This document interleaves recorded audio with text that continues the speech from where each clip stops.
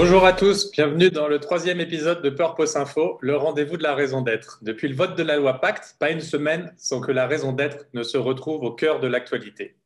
Dernièrement, on a beaucoup entendu parler de Danone, les commentateurs s'interrogeant de façon parfois caustique sur le double discours entre l'entreprise qui se dote d'une raison d'être et devient la première société à mission du CAC 40 et le plan de licenciement annoncé. Une tribune du patron de la Maïf a aussi fait parler, Pascal Dumurgier, annonçant le déclin d'Amazon par absence de raison d'être du géant américain. Cela a provoqué une réaction très virulente de Philippe Silbersan, enseignant-chercheur à l'EM Lyon. Pour ce troisième épisode, nous avons le plaisir de recevoir deux invités engagés et engageants. La première, Nathalie Jiménez, est docteure en sciences de gestion. Elle est aussi conférencière, consultante, essayiste, enseignante et experte en RSE. Avant de fonder BeConcern, son cabinet de conseil, elle a passé la majeure partie de sa carrière dans l'industrie pharmaceutique. Notre second invité, Olivier Babot, est président de l'Institut Sapiens. Un peu plus tôt cette année, il déclarait, en février, que 2020 était la meilleure année de l'humanité depuis le début. A-t-il changé d'avis depuis?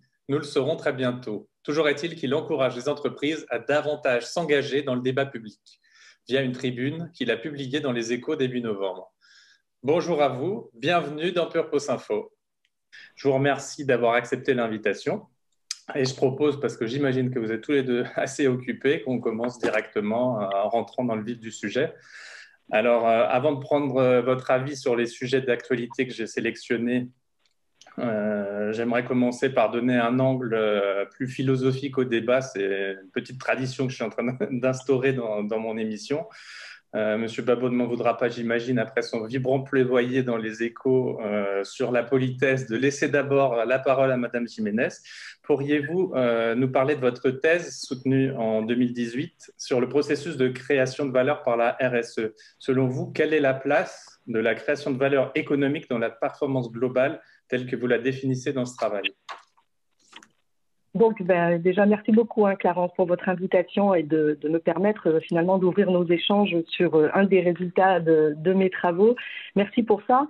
Et pour répondre à votre question, il convient d'abord de définir ce que j'entends par processus de création de valeur par la RSE et vous dire déjà d'emblée que dans cette formulation, le mot valeur, vous voyez, il est au pluriel. Donc, il faut savoir qu'au moment où j'entame ma thèse, en 2014, j'ai déjà de longues expériences dans l'industrie.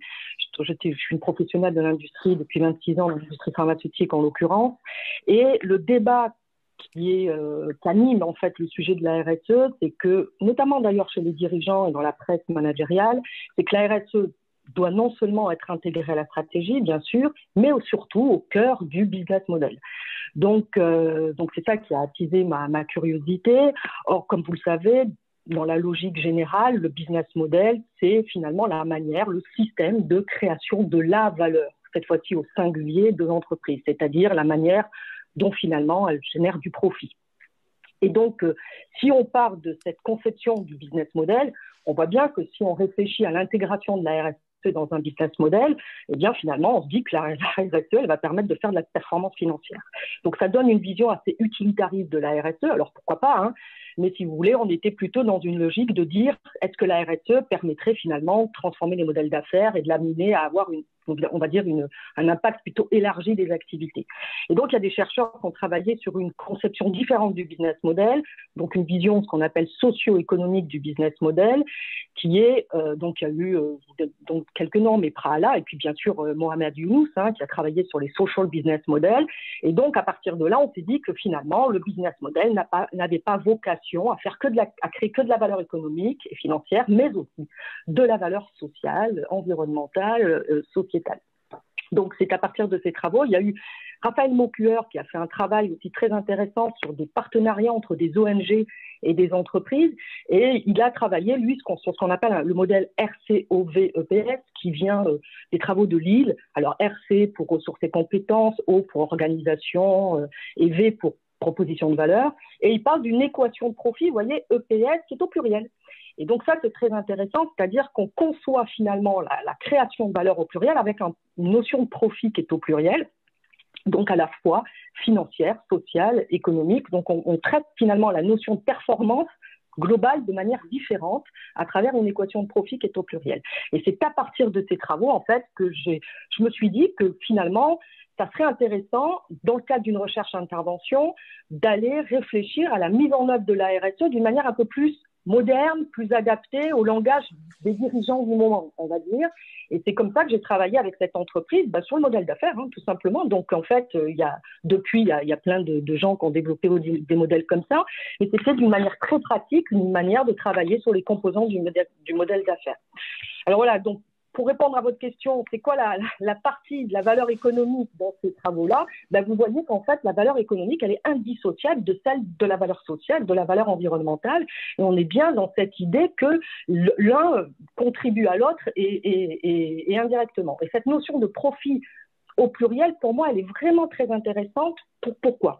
Parce que, d'abord, évidemment, une entreprise ne peut être pérenne et d'abord, elle doit faire de la profitabilité économique, c'est évident. Donc la question ne se pose pas.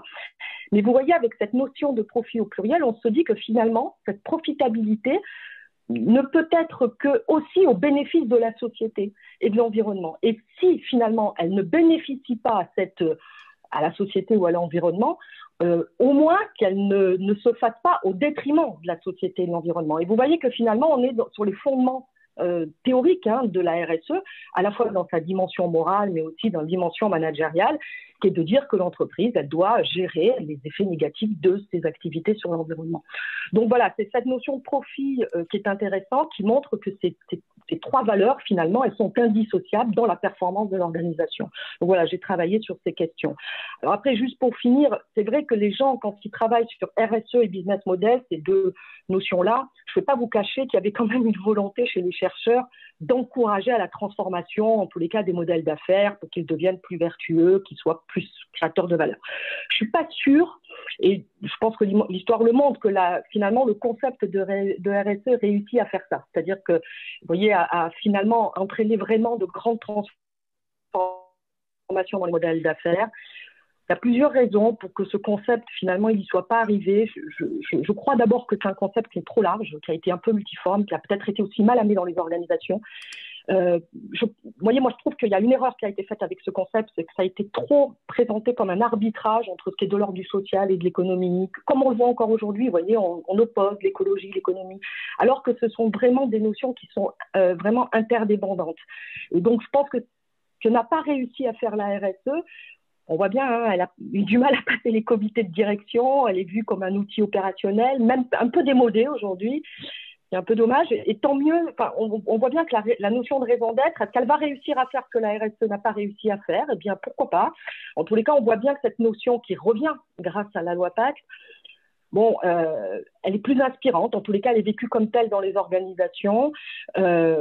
On peut penser que finalement la raison d'être, en rediscutant du rôle de l'entreprise dans la société, va permettre finalement de plutôt traiter l'orientation stratégique, et que finalement la déclinaison opérationnelle dans le modèle d'affaires, ça sera la RSE avec ses indicateurs pour faire de la déclaration de performance extra-financière. Voilà. Donc, vous dire un petit peu tout le raisonnement qui a été depuis mes travaux, mais pour montrer que ces valeurs sont indissociables, surtout et interdépendantes. C'est ça le vrai message, en fait, in fine, de mes travaux. Je vous remercie. Pour vous, Monsieur Babot, quelle est la place de la création de valeur, notamment dans les motivations du créateur d'entreprise et dans l'entreprise en général?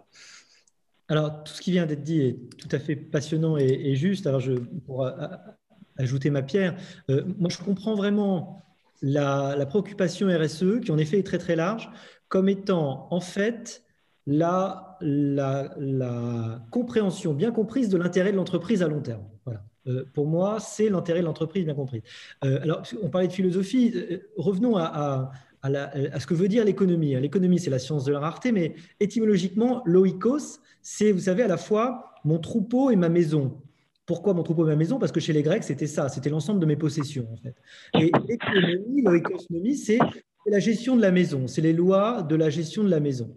C'est-à-dire faire qu'on arrive à pérenniser les choses. Il n'y a pas de notion de profit en soi dans l'économie au sens grec, quand Xénophon écrit l'économique. Il ne s'agit pas de faire du profit, il s'agit d'organiser les choses afin qu'on arrive à survivre. Et comment on survit? Eh bien, en créant plus de valeur qu'on en détruit. Et une entreprise, c'est une sorte de… Je dis souvent ça à mes étudiants en première année, mais il faut apprendre à s'émerveiller un peu. Il n'y a rien de moins émerveillant qu'une entreprise aujourd'hui dans notre société, mais pourtant quand même, c'est une sorte de boîte magique. Vous mettez un certain nombre d'inputs, des matières premières, vous y mettez des capitaux, vous y mettez des compétences, des gens, du temps, vous mettez des ressources et théoriquement, si elle est bien faite, il en ressort plus que ce que vous y avez mis. Voilà. Donc, il y a cet effet synergie qui est assez épatant. Alors, malheureusement, dans certains cas, il en ressort moins. Et ce qu'il en ressort, eh bien, il faut prendre en compte l'ensemble des ressources qui ont été utilisées.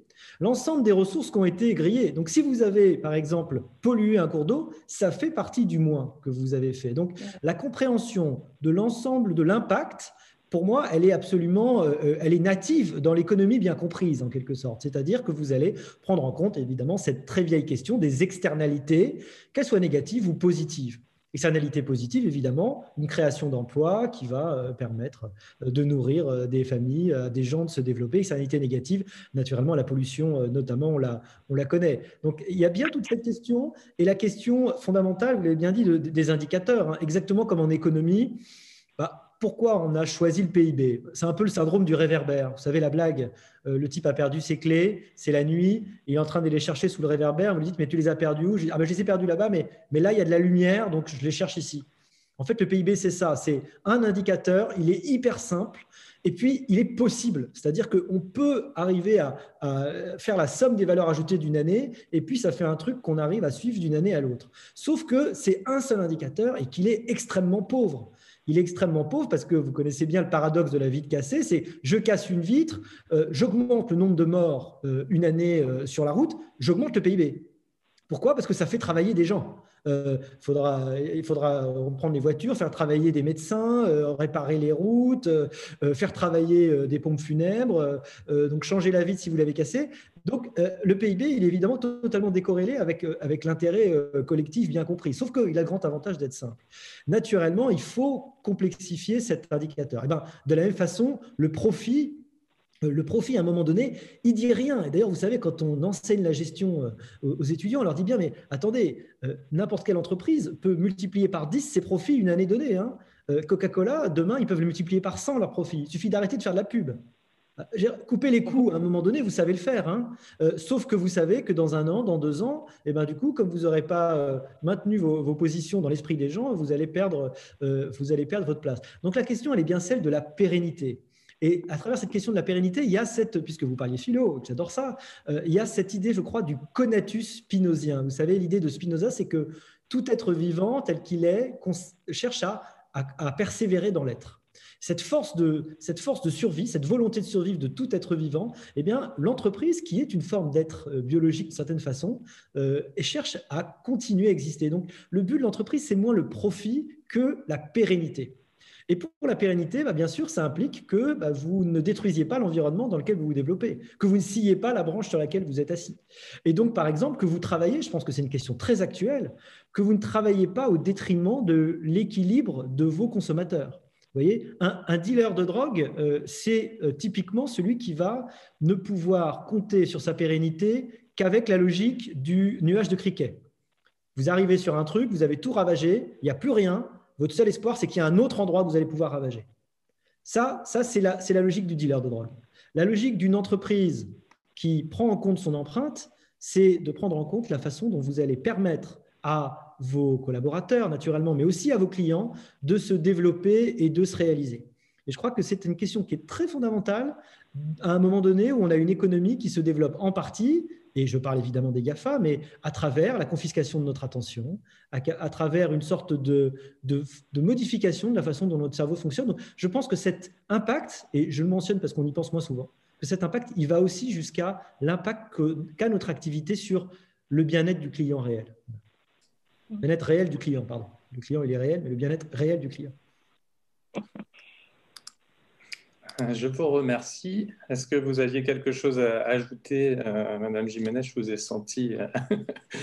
Oui, non, mais c'est passionnant. Moi, merci pour ça, Olivier. Oui, cette notion de profit, en fait, elle est utilisée en sciences de gestion, vous le savez très bien, pour les chercheurs en business model, qui n'est pas ma spécialité, mais que j'ai découvert finalement dans le cadre de mes travaux de thèse. Et en fait, ce que j'aime bien dans cette idée de profit pluriel, en fait, c'est l'idée de dire que ça permet à l'entreprise d'avoir, vous l'avez évoqué d'une certaine manière, vous savez, c'est finalement regrouper à la fois, c'est des ressources à la fois matérielles et immatériel surtout, comme vous le savez. Hein. Voilà, vous avez parlé des collaborateurs motivés, là, exactement. Donc, c'est toute cette profitabilité, donc cette ressource matérielle, en fait, on va le dire comme ça, qui bénéficie finalement à l'entreprise pour ses activités futures. Et donc, c'est en cela que ça s'inscrit dans la durabilité telle que vous l'exprimiez tout à l'heure. Donc, c'est vraiment dans l'idée de traduire cette notion de profit pluriel dans des capacités et des ressources pour l'avenir pour l'entreprise. Merci. Je crois que les idées sont passées. C'est très riche déjà. Merci. Donc, il est paradoxal qu'on exige des entreprises qu'elles soient désormais porteuses d'une raison d'être dépassant de loin leurs seuls produits et services, tout en bloquant soigneusement toute forme de participation féconde au débat public, écrivez-vous, Monsieur Babot, récemment. Vous ne donnez pas vraiment d'exemple, me semble-t-il, dans votre tribune de ce que pourrait être cette expression, si ce n'est qu'elles formulent leurs attentes, ce qui me semble peut-être un peu vague. Jusqu'où doivent aller ces attentes? Outre les attaques externes de politiques pas toujours connaisseurs de leur sujet, comment gérer les dissensions internes ensuite quand on commence à s'exprimer sur des sujets politiques, selon vous? Alors, effectivement, moi, dans les échos, dans ma chronique, j'ai droit à 3500 signes, hein, donc forcément, ça limite un petit peu. Hein, ce n'est pas une thèse de doctorat en 540 pages comme avait pu être la mienne. Je ne sais pas combien, chère Nathalie, combien était la vôtre, mais voilà, moi, c'était une époque où on avait le droit de se lâcher. Depuis, on a dû se former un petit peu parce que 3500 signes, c'est évidemment très dur. Alors, qu'est-ce que j'essaye de dire dans cette tribune? C'est que je regrette que très souvent, les entreprises, par peur en fait de toute aspérité, évidemment de tout conflit, mais c'est compréhensible de la part des dirigeants, se limitent à des signalements de vertu. C'est-à-dire en fait à donner des signaux que tout le monde attend, c'est-à-dire à répéter ce que tout le monde répète aujourd'hui. Et moi, je suis de ceux qui pensent que quand ce que vous dites, tout le monde pourrait le dire, et 100% des gens seront forcément d'accord avec vous, ce que vous dites n'a aucun intérêt. Donc aujourd'hui, dire je suis pour l'environnement, pour la diversité, pour l'inclusivité, ça fait partie des choses tellement banales que ça n'a plus d'intérêt. Disons que ça fait partie de la publicité normale de l'entreprise. Mais pour moi, c'est du signalement de vertu et ça n'a pas grand intérêt, évidemment, d'autant plus que parfois, ça peut être d'autant plus facilement dit que ça n'est pas traduit dans la réalité. Bon, moi, ce que je crois, c'est que ce qui serait plus intéressant, c'est que les entreprises qui sont aujourd'hui des entités d'action. Alors, en fait, on dit les entreprises, évidemment, ça ne veut jamais rien dire parce qu'il n'y a pas d'entreprise en réalité. Il y a des gens dans des entreprises. Il y a des praticiens, il y a des gens qui agissent dans les entreprises, il y a des responsables dans les entreprises et puis des gens qui travaillent une bonne partie, voire toute leur vie professionnelle dans un secteur et qui le connaissent beaucoup. Et moi, je regrette, parce que je vois un petit peu le fonctionnement politique, que aujourd'hui, les entreprises ne soient convoquées que pour réaffirmer en gros, la doxa du moment sur l'égalité, l'inclusivité, très très bien, bon, parfait, l'environnement, bon, mais qu'à aucun moment, on leur demande leur avis sur les choses qu'elles connaissent le mieux, c'est-à-dire leur métier. Et qu'aujourd'hui, le grand paradoxe, c'est que quand vous êtes un spécialiste d'un secteur, vous êtes la dernière personne à qui on va vous demander des choses. Quand vous êtes une entreprise pharmaceutique, parce que c'est l'ère du soupçon, on va vous soupçonner d'être forcément uniquement intéressé par le profit à court terme et de ne pas hésiter à tuer l'ensemble de l'humanité pour gagner quelques points de profitabilité, et on se méfiera absolument de ce que vous allez dire. Alors que vous avez des choses hyper intéressantes à dire. Peut-être que si on avait écouté les industries depuis quelque temps, on aurait évité la division par deux de la part de l'industrie dans notre PIB depuis une trentaine d'années. Peut-être que si on avait demandé aux chefs d'entreprise ce qu'ils pensaient des mesures, les problématiques liées à la fiscalité, leurs difficultés à recruter des gens compétents ou pas, peut-être qu'on serait un peu meilleur dans notre capacité à rayonner à l'étranger. Il y a par exemple une rupture, une cassure complètement dingue entre l'enseignement secondaire, voire supérieur, et le monde de l'entreprise et le monde professionnel réel. Et c'est extrêmement difficile de relier les uns aux autres. On éduque les enfants sur une méfiance et une méconnaissance en réalité du monde de l'entreprise. On a fait avec l'Institut Sapiens d'ailleurs des rapports là-dessus, sur l'ignorance des Français en économie et sur la façon dont les manuels en seconde notamment présentent d'une façon totalement dingue l'entreprise sous un jour idéologiquement complètement biaisé. Et donc, on a cette incapacité à comprendre l'entreprise et donc à faire jouer à l'entreprise le rôle social fondamental qu'elle peut jouer. Voilà. C'était ça l'idée que je développais un peu dans ma tribune. Merci. C'est plus clair pour moi maintenant. Et vous, Madame Jiménez, quelle est votre opinion sur ces sujets, sur l'expression des entreprises dans le débat public? Doivent-elles s'exprimer plus, moins? Ma réponse, elle va être très claire et je vais aller dans le sens de M. Babot. Je crois que toute entreprise elle a un rôle politique de par sa nature, de toute façon. D'abord parce qu'elle crée de la richesse sur un territoire, elle interagit avec de multiples parties prenantes, parce qu'elle prend soin de ses salariés, elle anime le bien-être de tout un collectif, voilà, des salariés qui utilisent la sphère publique pour venir travailler. Donc, de toute façon, pour moi, il n'y a pas de débat, et depuis longtemps, je ne suis pas la seule à tenir ces convictions, c'est que l'entreprise, elle évolue en société, pas seulement au marché, évidemment, et que donc elle a un rôle politique de par sa nature. Et en fait, quand j'ai j'ai lu votre question, Clarence, et que j'ai j'ai regardé ce que vous disiez sur la raison d'être, et que finalement vous disiez, Olivier, que finalement, pour vous, c'était assez paradoxal d'exiger des entreprises, finalement, qu'elles soient porteuses d'une raison d'être et d'une utilité sociale, et qu'en même temps, on les empêche d'être dans le débat public. Alors, pour moi, alors là, je suis parfaitement en ligne avec vous, dans la mesure où, effectivement, on accepte ce rôle politique de par sa nature. Et quand j'ai lu ça, en fait, ça m'a fait penser à la notion du contrat social, comme vous le savez, et tous les travaux qu'il y a eu sur ces questions, et notamment par Schuman. Et cette notion de contrat social, vous savez, c'est l'idée implicite que l'entreprise, elle a un contrat social avec la société, d'ailleurs, qui se traduit à travers sa responsabilité sociale, à travers les conventions qu'elle passe avec la société, de ce qu'elle va faire, de comment elle souhaite contribuer à la transformation, etc., de la société. Et ça m'a fait penser à cette notion-là et des travaux de Schuman qui lui disaient que finalement, pour qu'une entreprise soit, on va dire, légitimée par la société à faire ce qu'elle fait, eh bien justement, elle doit participer de manière explicite au débat public. Donc, moi, je suis très favorable à ce que les entreprises puissent prendre position sur des choses qui vont au-delà, comme vous le disiez, Olivier, d'aller sur des choses très avancées, la diversité, etc. Mais en même temps, heureusement déjà qu'elles font ça. Moi, la seule chose que je conseille quand même, c'est que si elles vont sur ces débats-là, il faut être assez solide. C'est-à-dire que, vous voyez, il ne faut pas d'injonction paradoxale. C'est-à-dire que si on porte des débats et qu'on amène on amène sur le débat public des sujets de diversité ou d'autres, il faut déjà être au rendez-vous sur ces questions. Et je pense qu'il y a des entreprises qui sont remarquablement engagées, qui font des choses incroyables, qui ont un modèle d'innovation, qui créent, comme on l'a dit tout à l'heure, beaucoup de valeur sociétale. Et je crois que ces entreprises-là, elles ont leur mot à dire sur le débat public. Et je suis vraiment favorable à cette vision politique des entreprises et que l'État sorte un peu du rôle du contrôle social pour être un petit peu plus dans des dynamiques de coproduction avec les entreprises. Je vous remercie. Alors, pour essayer de créer un peu des dissensions, parce que là, vous êtes peut-être presque trop d'accord, j'ai sélectionné 3 sujets d'actualité qui peuvent peut-être être parlants. Vous pouvez en choisir un ou traiter les 3. Le premier, c'est la décision de Decathlon de ne plus faire de publicité sur CNews. Est-ce un exemple d'expression politique telle que vous l'imaginez d'une marque, ou est-ce que c'est une victoire plutôt de la tiédeur, du politiquement correct? Deuxième sujet, l'affaire Danone, forcément en termes de raison d'être, la première société à mission du CAC 40 qui se retrouve au sein d'un plan à faire un plan de licenciement. Ça a pu provoquer quelques commentaires un peu acides de certains commentateurs.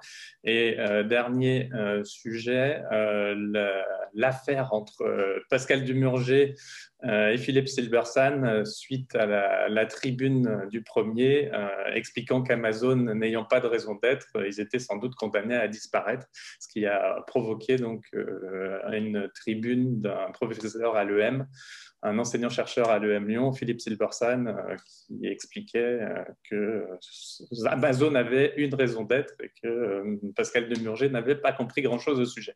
Donc voilà, trois sujets que je lance dans le débat. Si vous voulez commencer, Olivier.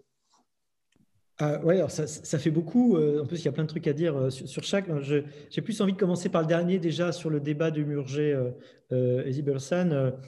En effet, moi j'ai tendance à dire que la raison d'être d'une entreprise, c'est de bien faire les produits qu'elle s'est proposé de faire, les produits ou les services. Et que c'est même plus que ça, c'est ce qui va être le signe de son succès, en fait, c'est sa capacité à survivre. La différence entre une entreprise privée et une administration, c'est qu'une administration n'a pas besoin d'apporter un service collectif réel pour survivre. Il y a une décorrélation entre les ressources qu'elle obtient grâce au monopole de la violence légitime et donc à la capacité à lever l'impôt, et le service qu'elle rend en effet. Donc, c'est pour ça qu'il peut y avoir, c'est ce que j'avais témoigné dans un livre qui s'appelle L'horreur politique, mais un décrochage complet entre la raison d'être d'une administration qui, au bout d'un moment, d'ailleurs, existe pour elle-même. C'est marrant parce qu'on parle peu de la raison d'être du public. Vous savez, le public, il est évalué comment? Il est évalué à son coût, en fait. On pense que la valeur créée, c'est son coût. C'est la seule façon qu'on a de l'évaluer, peut-être parce qu'on pense qu'il y a évidemment que ça apporte un avantage social qui est difficile à compter, mais ça veut dire aussi qu'on s'interdit d'être capable de critique et de prise de recul par rapport à une administration dont c'est très bien, il y a plein de chercheurs là-dessus, évidemment, il n'y a pas que moi qui le dis, mais qu'elle finit par exister uniquement pour elle-même et survivre à la raison qui l'avait fait créer. Bon. Le grand avantage et la chose formidable pour une entreprise, c'est qu'elle a un juge de paix terrible pour son utilité sociale, c'est ses clients. À un moment donné, peut-être que ça mène à la question un peu Decathlon. Decathlon fait exactement ce qu'il veut, il peut mettre ses publicités où il veut. Bon. Les clients vont aussi voter avec leurs pieds. Ils vont voter en approuvant Decathlon, en y allant plus, ou j'ai vu aussi beaucoup de réflexions en disant je n'irai plus chez Decathlon, donc en y allant moins. Bon. Une entreprise doit convaincre ses parties prenantes, les gens dans son environnement, de son utilité. C'est toute l'idée de ce qu'on appelle le néo-institutionnalisme, vous savez, en théorie de gestion. C'est que vous devez arriver à convaincre l'État que vous êtes légitime, les clients que vous apportez une valeur, les différentes parties prenantes que vous avez une valeur positive à la société. Voilà. Si à un moment donné, vous ne le faites plus, les clients partent, vous n'avez plus de quoi vivre et vous mourrez. Voilà. Et donc, ça, c'est formidable. Et donc, de ce point de vue-là, Amazon, pour y revenir, Amazon, vu le nombre, vu la valeur qu'il apporte, il apporte vraiment de la valeur. Pourquoi moi je prends sur Amazon? Parce que je ne vais pas faire semblant de ne pas aller commander sur Amazon, je suis désolé. Je ne vais pas faire semblant. Pourquoi j'y vais? Parce que je suis sûr que ça sera plus rapide, parce que la diversité des produits qui sont offerts est extrêmement grande, que le service après-vente est hyper efficace, que vous vous faites rembourser en un claquement de doigts sans barguigner, et même plus facilement que jamais, en fait.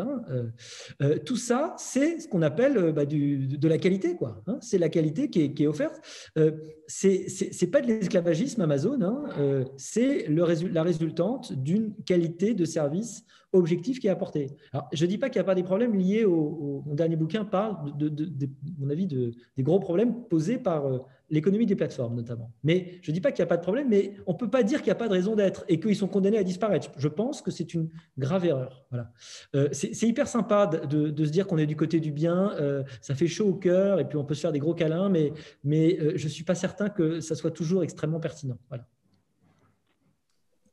Merci. Au moins, on rentre dans des propos un peu plus polémiques. J'aime ça. Madame Jiménez. Oui, alors, Olivier, moi, je boycotte Amazon. Alors, pas parce que ce n'est pas une entreprise qui a pas de raison d'être, parce que pour moi, c'est assez clair. Toutes les entreprises ont une raison d'être de nature, par essence. Donc, qu'elles soient définies ou pas, elles en ont une. Et toutes voilà, il y a eu des créateurs qui ont voulu inventer des produits, qui les ont mis sur les marchés. Donc, pour moi, il n'y a pas de doute. Amazon a une raison d'être. Après, c'est des choix. C'est des choix, et vous avez parlé tout à l'heure du poids du client, hein, et je reviendrai sur l'idée de la pression de la société civile qui a fait évoluer les organisations. C'est l'histoire le montre de toute façon. Donc le client, il a un choix à faire. Donc moi, j'ai fait le choix de ne pas acheter sur Amazon, pour des raisons qui sont que, effectivement, je trouve que la performance sociale de cette entreprise, elle questionne. Et secondement, au lieu d'être sur un jugement sur cette entreprise-là, ce que je privilégie, c'est de me mettre sur un temps plus long, de favoriser plutôt les commerçants de proximité, c'est de favoriser une autre forme d'économie. C'est tout. C'est un positionnement peut-être idéologique, mais c'est ce qui me motive moi en tant que citoyenne, et parce que j'ai envie de donner beaucoup plus de la valeur à cette forme d'économie-là tout de suite, peut-être aussi dans la période d'aujourd'hui, parce que j'ai eu en mon temps aussi acheté sur Amazon. J'ai découvert toutes les qualités que vous avez citées, Olivier, et vous avez raison. C'est des entreprises performantes comme véritable raison d'être. Mais voilà, après, à un moment donné, on a des choix sur des contextes particuliers. Vous savez très bien qu'on est tous sensibilisés, on fonctionne un petit peu aussi en fonction des contextes, et que moi, aujourd'hui, je ne commande pas en ligne, et je prends le temps de la réouverture, mais c'est des choix personnels. Voilà. Donc non, je crois que l'erreur, c'est de croire qu'une entreprise qui n'a pas de raison d'être va mourir. Je ne crois pas. Par contre, là où j'irai un petit peu plus loin de ce que vous dites, Olivier, c'est que je pense que l'entreprise, justement, avec cette notion de raison d'être, elle a la possibilité de re-questionner quand même son rôle sur du plus long terme. Et je crois qu'aujourd'hui, quand même, face aux défis contemporains, et je crois que Bertrand Vallière l'explique très bien aussi dans ce sens-là, je pense quand même l'entreprise, elle a quand même la possibilité quand même de re-questionner son offre. On peut avoir pensé une offre à un moment donné, et on est face à de nouveaux défis. Et si je prends l'écologie, il est majeur. Je pense que voilà, re-questionner la raison d'être permet quand même de repenser un peu son activité au prisme des défis qui nous dépassent et qui sont collectifs. Là où, par contre, je suis certaine, c'est que c'est qu'une contribution des entreprises. Les entreprises ne doivent pas être seules, évidemment, à appréhender ces enjeux-là. Mais par contre, elles sont quand même un acteur important pour pouvoir les gérer. Donc, pour moi, la notion de raison d'être, elle est quand même intéressante sur ce volet-là. C'est que ça permet de replacer le contexte et de traiter des défis qui sont nouveaux. Et ça invite quand même les dirigeants à repenser un peu la manière dont ils vivaient leur modèle jusqu'à présent, de mon point de vue.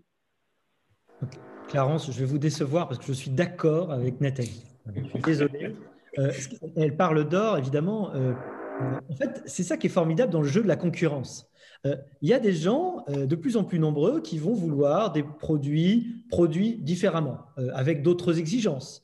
Par exemple, vont vouloir des exigences sociales, des exigences écologiques, naturellement, vont vouloir qu'il y ait une proximité, ils vont valoriser ça, ils vont même être capables de payer un différentiel de prix parfois important. Et cette demande va créer une offre, va créer le développement d'offres, et c'est ça qui est formidable, qui vont être rigoureusement différentes, et des grandes entreprises vont être amenées à totalement changer leur façon de produire. Et c'est déjà le cas, en fait. C'est arrivé. La plupart des grands groupes changent leur façon de produire. L'Oréal ne produit pas ses crèmes de la même façon. Les essais sur les animaux ont été changés, etc., sous la pression du public. Et c'est ça qui est extrêmement puissant, en fait, dans le système du marché. C'est que la demande est extrêmement puissante pour commander des adaptations. C'est le cas en politique, mais en politique, il y a beaucoup de frottements parce qu'il y a un décalage dû au fait que vous allez voter que tous les temps d'année, qu'il y a une sorte d'ambiguïté dans votre vote, on ne sait pas très bien finalement sur quoi vous votez, ce que vous approuvez, ce que vous n'approuvez pas. Dans les produits, on voit très, très rapidement, ce que vous approuvez ou pas, et c'est une sorte de démocratie directe impitoyable, en fait, le marché. C'est pour ça qu'il est super efficace. Merci, pas de déception, je vous rassure. On n'a pas parlé de Danone, on n'a pas évoqué le cas Danone. Alors, moi, juste pour dire un mot, peut-être que Nathalie voudra dire quelque chose, mais c'est intéressant, Danone, parce que ça montre bien que ils ont toujours dit, depuis comment il s'appelle, le fondateur donc d'à l'époque BSN, Franck, c'était son fils. Antoine Riboud. Antoine, pardon, voilà, qui était le premier à avoir dit à la réunion du CNPF à l'époque, le double projet économique et social, je crois. C'est lui qui avait eu cette expression-là dès les années 70. Ils étaient partis très très tôt en disant, et Franck disait ça aussi très bien, avant qu'il prenne sa retraite, mais il disait une entreprise qui n'a pas à la fois un projet social, une prise en compte de l'humain, et puis une prise en compte on pourrait dire de la finance, mettons, enfin des chiffres, de l'aspect financier, de l'équilibre économique, est mort-né. Voilà. Je veux dire, ils l'ont toujours dit, et Emmanuel Faber, de cette façon-là, il est juste le continuateur, il a été très bien choisi, il est le continuateur de cette idée-là. Donc, Danone n'a jamais dit on va raser gratis, on va employer des gens beaucoup plus que ce qu'on en a besoin, et puis de toute façon, on va vivre à perte en empruntant et en s'endettant pour que rien ne change. Non, Danone, il est comme les autres, hein. Il doit s'adapter, il y a des marchés qui bougent, des exigences, il faut se développer.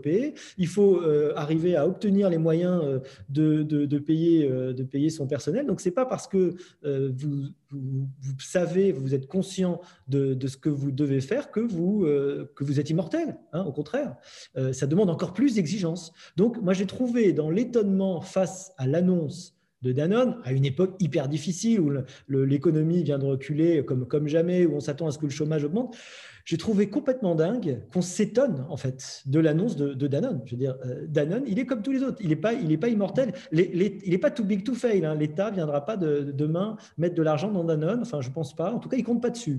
Hein. Donc, ça n'avait rien d'extraordinaire. C'était bien, au contraire, l'expression de cette difficulté, de ces deux pieds sur lesquels une entreprise doit marcher. Voilà. Oui, moi je suis alignée avec ça. Dans l'idée aussi, moi je suis très admirative de cette entreprise quand même qui, comme vous l'avez rappelé depuis très longtemps, hein, a quand même été précurseur et quand même aujourd'hui, voilà, on ne peut pas dire qu'Emmanuel Faber soit pas un grand leader et traîne un petit peu, enfin bouscule cette industrie. Moi, ce que je trouve intéressant, c'est qu'en fait, ça remet quand même la question de la finance hein, dans ces questions, parce que derrière, de manière sous-jacente, dans la continuité, je lisais la tribune dans Le Monde de Patrick Artus, qui est très bien faite, qui rappelle les niveaux en fait de rendement du capital qui sont exigés sur les organisations. Et c'est ça aussi la réalité de la vie économique d'une organisation.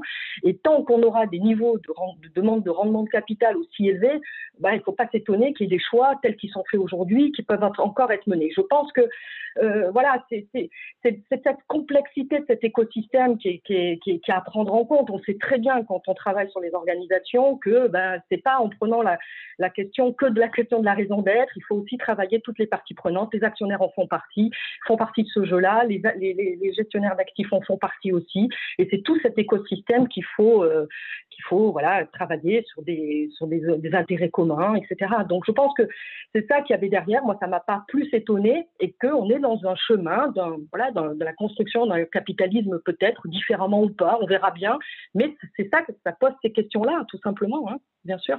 Des questions et des problèmes qu'on connaît depuis longtemps. Et puis là, on n'est plus très loin de l'élargissement des finalités dont vous parliez, notamment dans votre thèse, Nathalie. Je vais vous citer ceux qui sont quelques exemples du bien commun tel qu'on peut l'envisager dans l'esprit de la loi Pacte. Est-ce que vous feriez une priorité entre la santé, l'environnement, la lutte contre la pauvreté, par exemple? Est-ce qu'il y a des priorités à faire quand on travaille sur la raison d'être, ou est-ce que ce sont des finalités tellement élevées que de toute façon, il n'y a pas de priorité?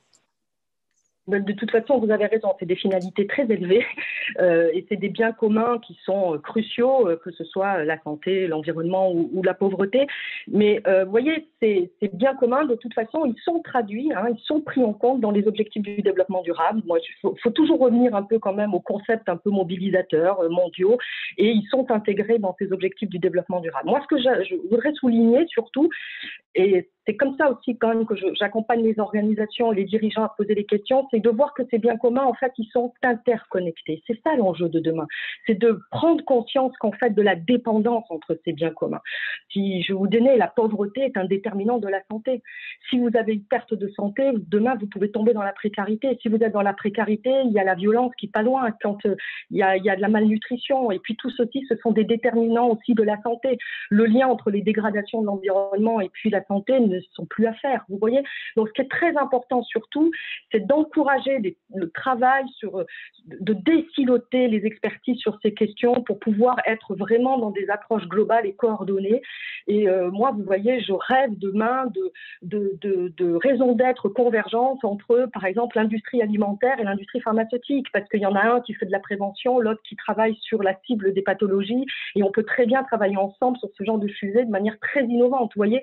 Donc, donc, en fait, désiloter et appréhender l'interdépendance de ces grands enjeux me semble être une piste qui n'est pas encore trop explorée et on est trop désiloté. Regardez, si on prend par exemple la crise de la Covid-19 aujourd'hui, on sait que c'est une zoonose, on le sait très bien. On sait très bien depuis longtemps, à travers notamment le concept du One Health, une santé, une planète, que ces pathologies vont de plus en plus émerger. Regardez le conseil scientifique, moi je pense qu'on peut s'étonner de savoir pourquoi il n'y a pas un écologue dans le conseil scientifique. Vous voyez, il y a toujours on dissélote les expertises au lieu de les appréhender dans un esprit plus global. Alors, revenir à une entreprise, si on part de l'hypothèse qu'une entreprise pourrait se positionner sur un de ces objectifs-là, on voit bien en quoi ça va la condamner en quelque sorte, évidemment, d'être dans un système d'innovation pour apporter des produits et des services qui puissent évidemment pallier ces grands besoins. Et on peut même aller à des projets très pragmatiques avec les organisations. Moi, c'est ça que j'aime bien. Ça reste quand même des objectifs à suivre. Alors après, on va parler d'indicateurs tout à l'heure. Moi, je dis toujours... Encore une fois, la pauvreté, l'entreprise, elle ne sera pas seule, évidemment, elle sera avec des partenaires, de toute évidence. Et donc, si on travaille sur un territoire, il faut vraiment prendre le soin d'évaluer la situation locale, sociale, écologique, avant l'intervention de l'entreprise et après. C'est comme ça qu'on mesure l'impact. Je crois qu'Olivier, vous en parliez tout à l'heure. Et c'est comme ça qu'on peut amener à vraiment regarder si oui ou non, collectivement, il y a eu un changement de situation. Ça, on ne le fait pas encore assez. On est tellement dans la recherche de montrer qu'on fait bien, etc. Il faut repartir des fois sur des bases, prendre le temps d'évaluer des situations, avec des politiques publiques d'ailleurs, et les entreprises y contribueraient de manière à améliorer les situations. Mais voilà, moi je vraiment insiste, souligner sur cette idée d'interdépendance entre les enjeux et de ce besoin urgent de désiloter véritablement les expertises. Je crois vraiment en ça demain. Et de la collaboration, bien sûr, public-privé. Et pour vous, Olivier ? Oui, évidemment, je souscris aussi à tout ça. Il n'y a pas à faire de priorité, parce que faire une priorité, c'est en fait renoncer à tous, et parce qu'on ne peut atteindre chacun qu'à travers l'atteinte collective, en fait. Moi, j'aime bien l'idée, vous savez, du prix Nobel d'économie Amartya Sen, prix Nobel indien, qui parle des capacités de base. Donc, il dit, voilà, ce qui est important, parce qu'il y a beaucoup de débats sur le bonheur. Qu'est-ce que le bonheur? Est-ce que les choses améliorent les choses dans la civilisation? Et en fait, il prend les choses de façon un peu plus pragmatique. Il dit, voilà, pour être heureux, on a besoin de certaines choses, l'accès évidemment à la santé, à l'éducation, à certaines, voilà ce qu'il appelle les capacités de base. Et je crois que l'accès à un environnement sain de développement, par exemple, en fait partie. Donc, tout ça, c'est un tout. Et je trouve justement très ennuyeux qu'on ait l'impression, et c'est quand même le discours qu'on voit aujourd'hui grandir de plus en plus, qu'on ne peut avoir l'un qu'au prix du renoncement à l'autre, qu'au prix du sacrifice. Voilà. Il faut renoncer à ce que nous a apporté la technologie, la médecine, la science depuis 200 ans en termes de mortalité infantile, de qualité de vie, de confort même, de confort énergétique. On est tous chauffés, on n'a plus froid l'hiver et on n'a plus faim parce qu'on a augmenté la productivité agricole. Bon, il faudrait renoncer à tout ça pour sauver la planète. Eh bien, moi, j'y crois pas. Voilà. Moi, je crois qu'on peut justement, grâce aux technologies, arriver à utiliser des énergies, trouver des sources d'énergie qui soient respectueuses de l'environnement, qui ne soient pas uniquement, malheureusement, et le gros problème de notre énergie, ce n'est pas qu'elle est limitée, c'est précisément qu'elle est illimitée, c'est qu'on n'arrive pas au bout du pétrole, comme on le prévoyait. On espérait qu'on arriverait au bout du pétrole, mais ce n'est pas le cas. Il n'y en a jamais eu autant, le prix n'a jamais été aussi bas. C'est bien ça notre problème aujourd'hui, d'ailleurs.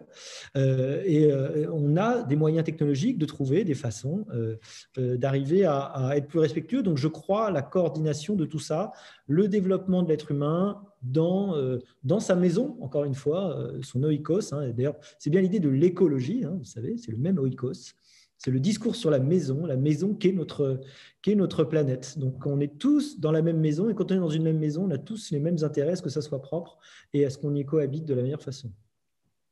Si on reste dans cette idée d'élargissement des finalités de l'entreprise, doit-on toujours, en vertu de l'idée de bien commun, aller jusqu'à, par exemple, interdire certaines activités, obliger les entreprises qui les pratiquent à en changer, par exemple les cigarettiers, demain les viticulteurs ou les producteurs de viande? On a vu les étudiants d'Oxford récemment qui ont voté pour interdire la consommation de viande à la cantine.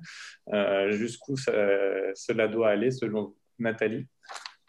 Bah, écoutez, ouais, quand j'ai vu votre question, je me suis dit finalement, au-delà des finalités, vous voyez, ça questionne l'utilité de l'organisation, des organisations. Et c'est vrai, vous avez raison, Clarence, de souligner ça, parce que dès lors qu'on considère que la notion de raison d'être permet de rediscuter finalement de l'utilité de certaines activités, de la contribution de l'entreprise, bah, ça questionne celle d'une entreprise comme les cigarettiers, comme le tabac.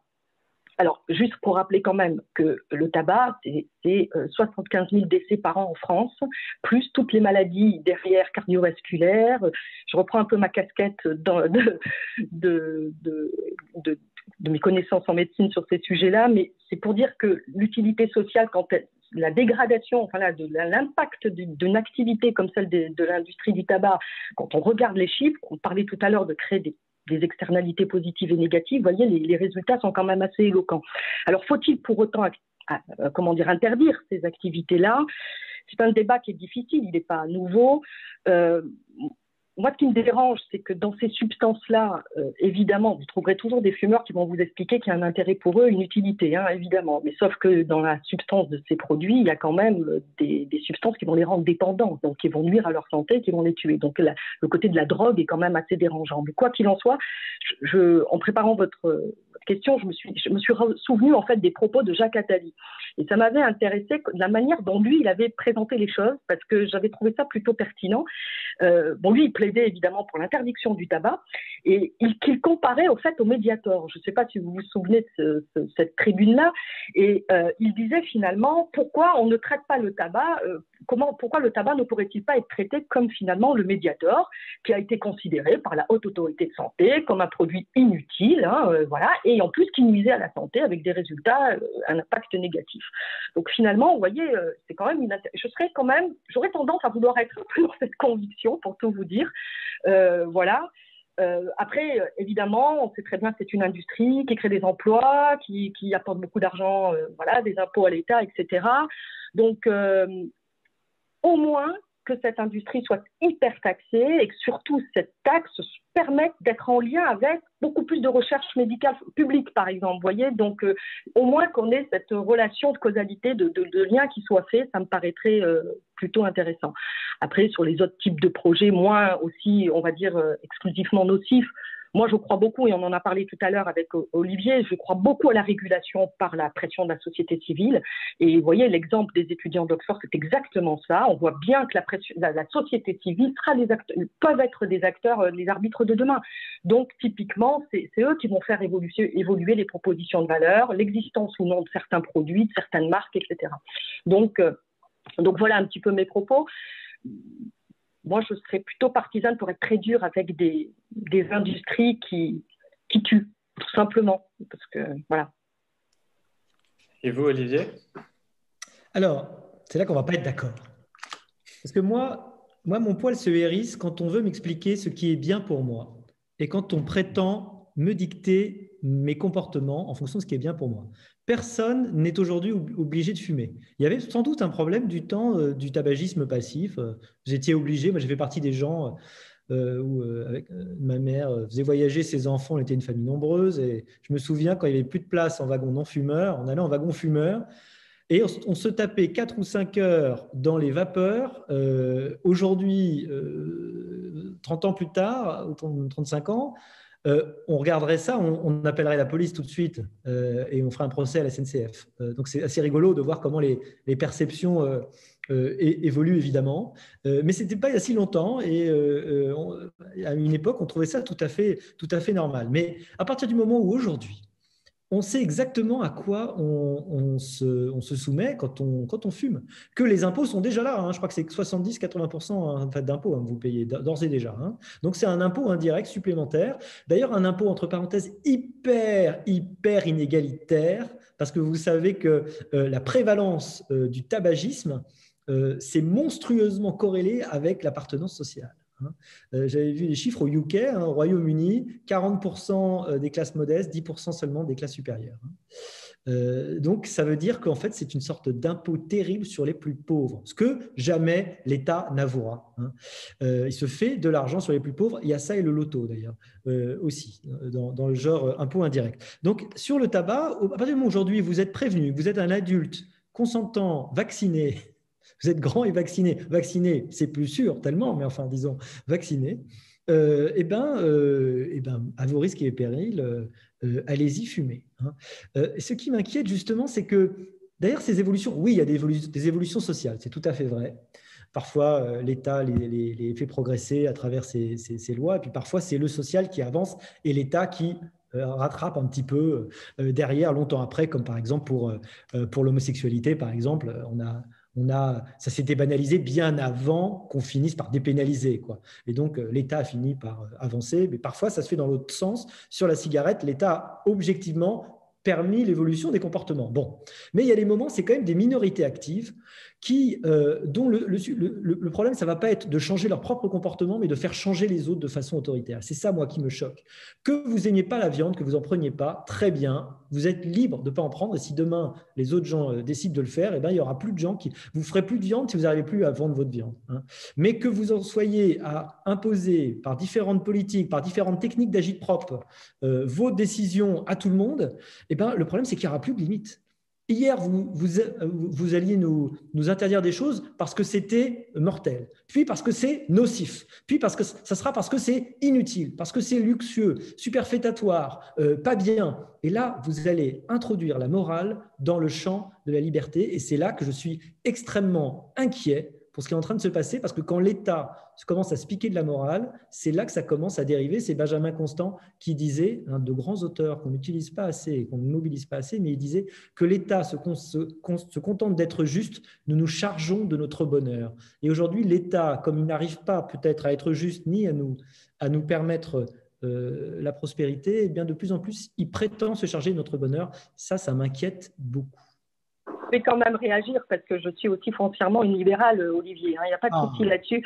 Et c'est différent. Je trouve que c'est différent. Et je pense que entre interdire, en tous les cas, légiférer d'une manière fortement sur un produit dont on sait qu'il tue, entre des produits futiles, etc. Bien évidemment, heureusement qu'il faut des produits futiles et de légèreté, etc. Mais ce qui m'intéresse dans le raisonnement, c'est pas tant l'enjeu moral. Ce qui m'intéresse, c'est de dire pourquoi on interdit un médicament comme le Mediator.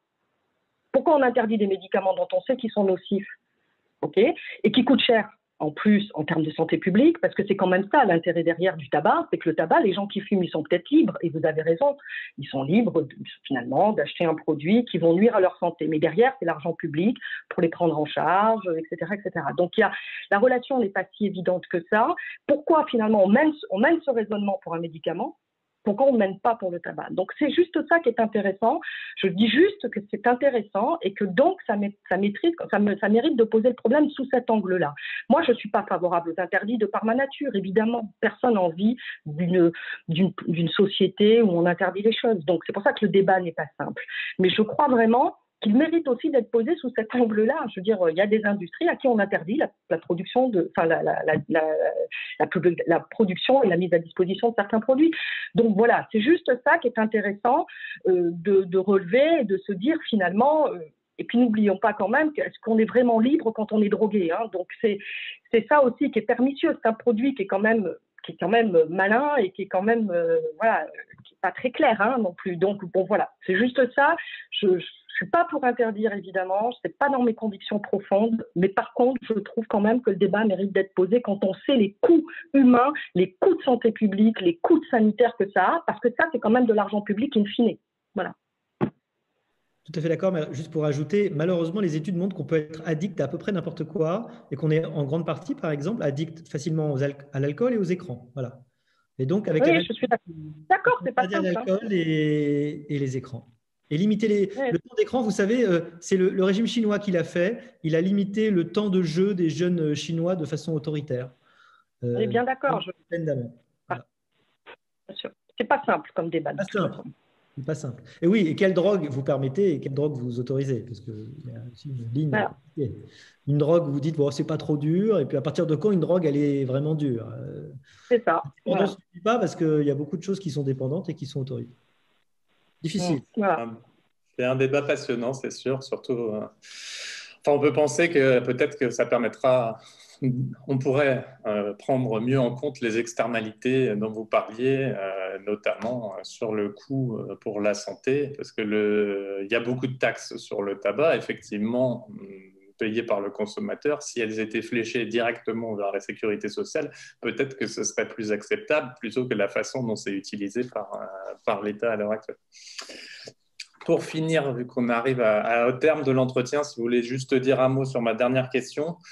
Comme avec les démarches qualité qui ont précédé, on reproche parfois à la RSE et aux normes comme l'ISO 26000 ou aux labels comme Bicorp, Lucie, Positive Impact, de faire perdre beaucoup de temps et d'argent en procédure, de n'être pas assez adapté à la spécificité des entreprises, à leur secteur d'activité, etc. Comment concilier besoin d'un système universel et efficacité en termes d'impact des actions réellement accomplies? Nathalie, si vous voulez. Oui, alors vous avez raison, les approches, alors en gestion, on dit générique, hein, qui ont tendance à être universelles et déclinées. C'est vrai que ça pose toujours un peu des problèmes hein, pour de façon à les adapter. Il n'empêche que, vous avez cité différentes choses. Moi, je ne suis pas partisane des labels parce qu'in fine, les gens veulent le label, on perd le sens. Mais bon, quoi qu'il en soit, si je prends l'ISO 26000 par exemple, qui est plutôt une certification qui n'est pas, comme vous le savez, certifiante, mais qui est plus là pour guider, moi, je suis quand même favorable pour qu'il y ait des grands guides. Mais finalement, quand on est en pratique dans les organisations, moi, pour le faire, pour accompagner certaines entreprises à se saisir de ces sujets, ben, en fait, on les adapte. Hein, on utilise ces grands guides qu'on traduit en fait au regard de l'activité. Et je suis plutôt partisane au développement de référentiels sectoriels. D'ailleurs, pas que moi. Hein, la plateforme RSE, comme vous le savez, sous l'égide de France Stratégie, a lancé toute une dynamique de référentiels justement sectoriels. Il y a beaucoup de fédérations qui se sont appropriées ces sujets. Donc, je pense que là, on est dans la bonne direction. Et d'autant plus que je pense que les entreprises auront beaucoup plus de facilité pour s'approprier ces sujets-là si les fédérations l'ont bien structuré, les ont rendus très pragmatiques et les accompagnent in fine step by step. C'est-à-dire, moi j'aime bien parler de niveau d'appropriation. Donc, on n'est pas là pour faire de la performance en permanence. Moi, si vous avez le dictat des indicateurs, c'est bien évidemment qu'il en faut, mais je pense qu'il faut s'en libérer, redonner du sens, s'approprier ces sujets-là d'une manière progressive. Et les référentiels sectoriels portés par des fédérations me semblent être la bonne direction. Et je crois que c'est quand même ce qui est impulsé aujourd'hui. Et pour être en lien avec le Global Compact, et j'en parlais avec sa secrétaire générale il n'y a pas longtemps, Fela Himalayane, ils sont vraiment dans cette dynamique-là aussi, que ce soit les secteurs qui s'approprient ces enjeux-là. Donc voilà, je suis vraiment dans cette idée-là plutôt, pour pouvoir faciliter la prise en compte des enjeux. Je vous remercie. Olivier, un point de vue sur le sujet? Oui, très rapidement, je crois qu'en effet, le grand risque, c'est, et on le voit, je l'ai vu dans le problème des éco-contributions, puisque j'avais discuté avec les distributeurs à l'époque et ils m'expliquaient combien c'était avant tout de la complexité administrative totalement délirante qui a été créée. Donc, il faut faire très attention. Dans toutes les préoccupations écologiques, on part très souvent de bons sentiments, qui sont d'ailleurs de très mauvaises bases d'ailleurs de réflexion. On fait des choses simplistes et on essaie de les appliquer aux chausse-pieds.